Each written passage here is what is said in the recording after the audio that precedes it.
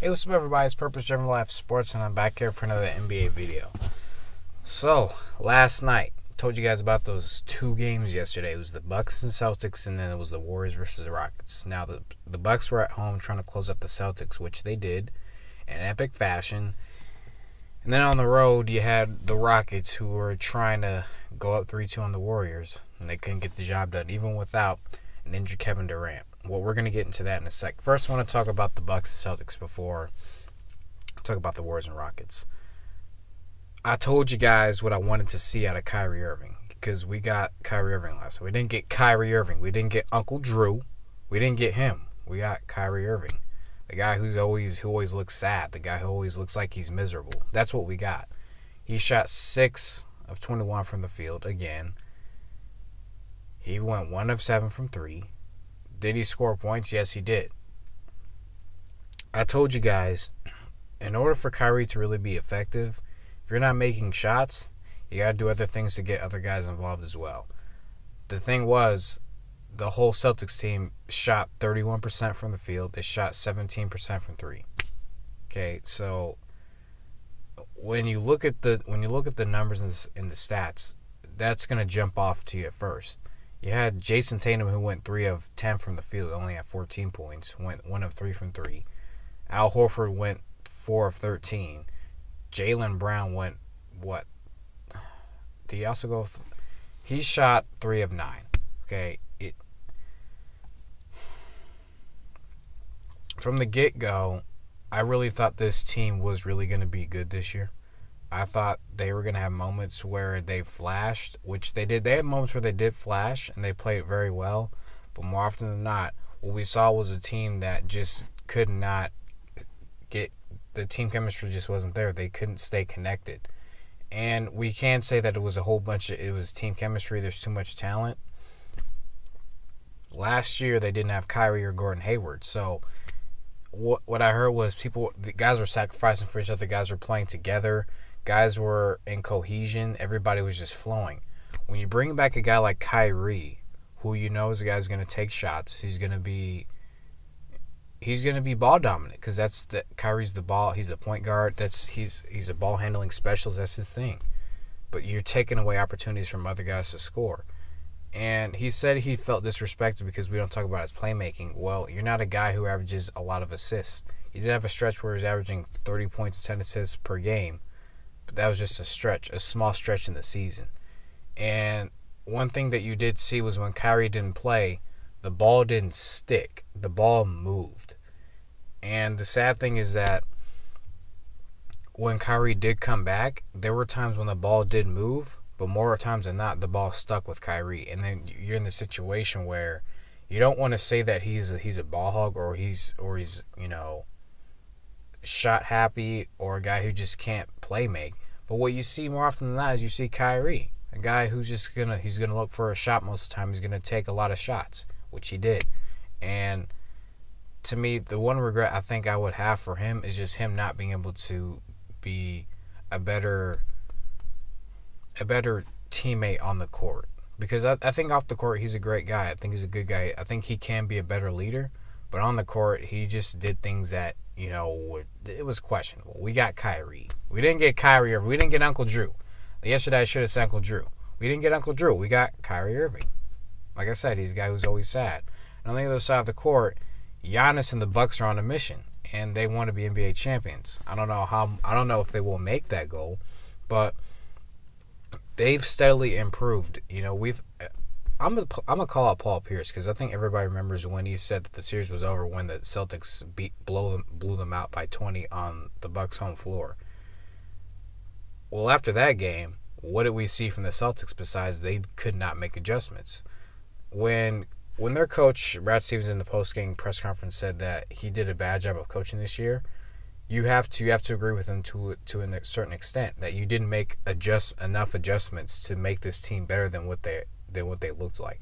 This team is so talented. They were really good. They were great defensively. All year they were great defensively. Offensively, they were very inconsistent, because you saw a team that can score. A lot of times that was great shooting the ball, which they were great shooting the ball in the season, but a team that it seemed didn't sacrifice for each other. Guys, it looks like at times they didn't like to play together. guys who weren't passing the ball, guys looking for their own shots. You know what team is really playing together? When you look at a Bucks team that is just always very cohesive, guys are on the same page, guys are looking for each other. I'm going to say one thing as I continue with the Bucks is that when Malcolm Brogdon came back, how the hell does Malcolm Brogdon look like he didn't even miss a step?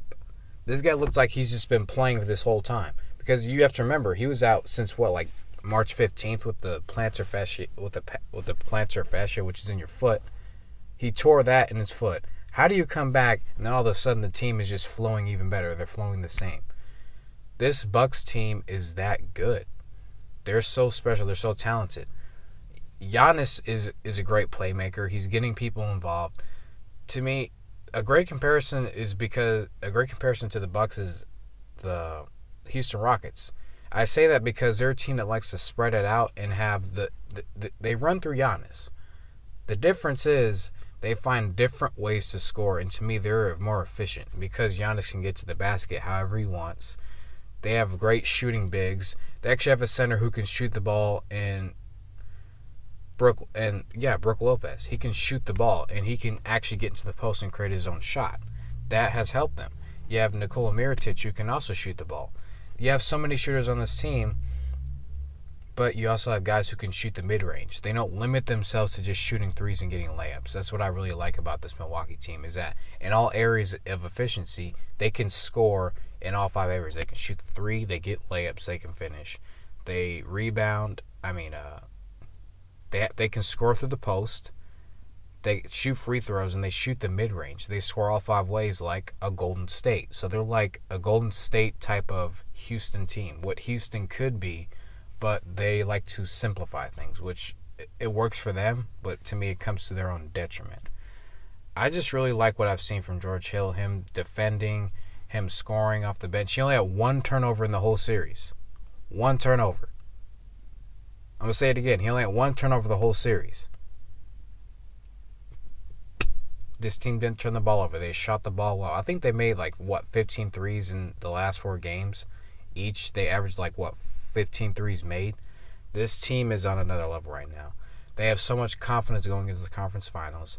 I bet they believe they are the only team that can actually have a chance of dethroning Golden State. To me, they're the only team that legitimately can say that at this moment because of how they're playing. You can say Toronto can also believe that, but to me, Toronto, guys have been so inconsistent around Kawhi Leonard that you can't really say that. I can say that about Milwaukee. Milwaukee, to me, they're a team that has arrived. Now, on to the Rockets and Warriors. Everybody knows that Kevin Durant went down with a calf injury. Everybody thought it was a torn Achilles. I thought that was originally. But one thing I did think was the way Kevin Durant was walking, you could say it looked like Kobe, but some guys just can't even walk after you tear your Achilles. And I don't know, you can tell it just didn't look like that to me. It did at first, but then I kind of calmed down. They said it was a mild calf strain, which it ended up being after the MRI. So Kevin Durant will be reevaluated next week. Sorry about my stuttering. I think this is what Golden State needs. They won 104-99. They out-rebounded Houston by 3. It was 42 rebounds to 39.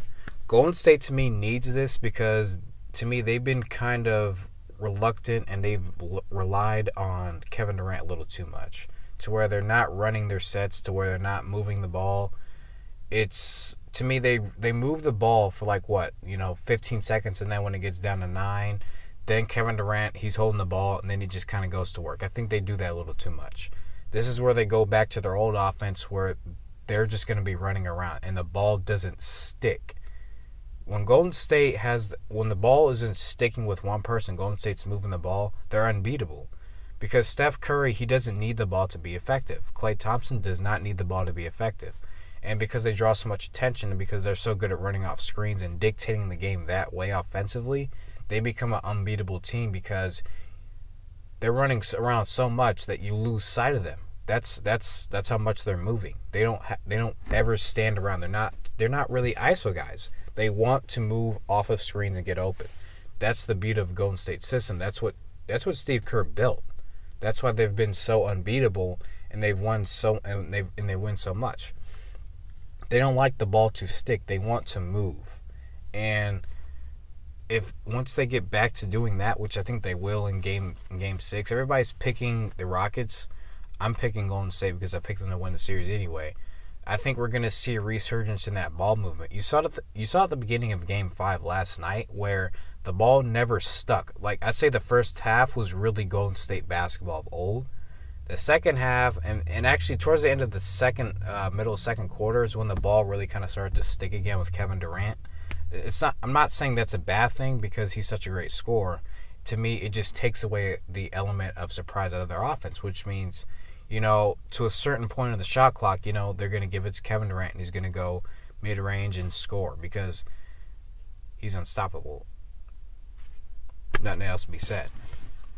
Steph Curry getting going like he did. He didn't shoot efficiently. He shot 9 of 23. I think he went only 14 of 13 from the three-point line. To me, this is what he needed to get going. It's just him shooting the ball, having the ball in his hands a lot. That's, to me, what he needed. To Klay to have this kind of effort, that's what he needed. He needed to get going. Chris Paul went missing. He went 3 of 14 from the field. Went 0 of 6 from 3. I'm going to say James Harden in the fourth quarter, not only did he disappear, he looks kind of relaxed. That whole Houston team looked relaxed. And I'm just going to say this. You missed a prime opportunity to win this series. I think Golden State winning this game, Houston made a huge mistake. And what I'm going to tell everybody who's picking Houston is you might want to change your pick right now. And here's why. Golden State to win at the end of a game like that.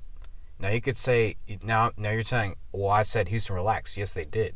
They thought Golden State without Kevin Durant, they gave up. No. I think Golden State now is on a mission to prove that, okay, yes, we do have Kevin Durant. Yes, he is a great player. He's our best player. They might be on a mission now to prove that without Kevin Durant, we can still win. To me, Golden State needs a challenge, and this might be it to really awaken something that they haven't had all season, which is when we turn it on and when we keep our foot on the gas, we cannot be beaten. Houston is probably going to experience that in Game 6. Clint Capella only had 3 points. He did have 14 rebounds. Once again, P.J. Tucker had 13 points and 10 rebounds. But this Warriors team, to me, just showed a certain resilience, a certain want to win this game. They wanted this game. To me, they wanted to win that fourth quarter. They wanted this game more than Houston wanted it. That's what it looked like. And if we see this Golden State, if we see Steph Curry come out, if we see that ball movement, and I don't care if they miss a lot of shots. If the ball is moving, eventually shots are going to fall. To me, Golden State, they can win Game 6. I'm picking them to win Game 6. I completely trust them because I think this is what they need. Kevin Durant's probably going to leave next year. If they can get back into the mode and they can get back to playing how they used to play, then losing Kevin Durant next year won't be a big issue.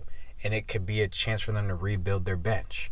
I still think my problem with Golden State right now and Steve Kerr is that they don't have a lot of trust in the guys that they have off the bench. To me, they're probably going to have to play Andrew Bogut and probably bring Jordan Bell off the bench a little bit more. And I think we'll see that. But bringing in Jonas Jerebko, too, is a great option because he can actually shoot the three and stretch the floor. So, yeah, I'm going to be looking for that as well, too. But I want to thank you guys for watching this video. This is my analysis on the Bucks and Celtics series, which Kyrie, I don't know what to say about Kyrie. Giannis, that man, I think he should be the MVP. You win it for the regular season, but he was, to me, the regular season he played great. Playoffs he's playing great. Warriors are going to win Game 6 in my opinion. I think winning this game last night, Game 5, to me that really having that confidence, they can do it. And I think they need to have more confidence, not just saying they can win one more game. They need to know that going forward, you don't know when Kevin Durant's probably going to come back. Have more confidence and just know that if we're playing our game the way we used to more, they still move the ball, but if they start doing that more often, they're an unbeatable team. But once again, thank you guys for listening. That was my analysis on the games last night, and I will see you guys in the next video.